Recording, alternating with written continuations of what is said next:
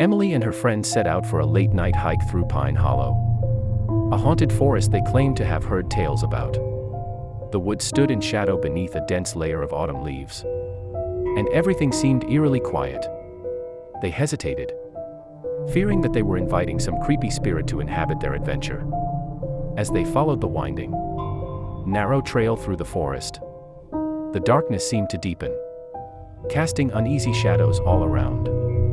They could have chosen to ignore the eerie whispers they heard, considering it nothing more than the wind, but they couldn't help but feel uneasy. Emily's heart was racing with fear as she kept hearing those mysterious whispers, even though her friends assured her it was just the wind. They continued down the trail, their footsteps crunching between the needles.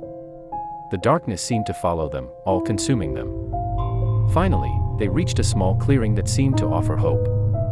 It was the last place they would expect to find an uninvited visitor, one that had claimed to have never wanted to die.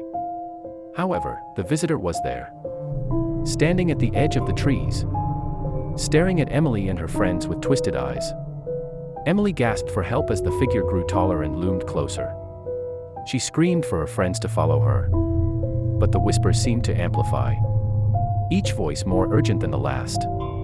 The last one heard was a voice coming from the shadows, a voice that could neither heal nor protect them. With no other choice but to face the unseen, Emily grabbed her friends by the shoulders and led them deeper into the unknown. They would need to trust each other to make it out alive.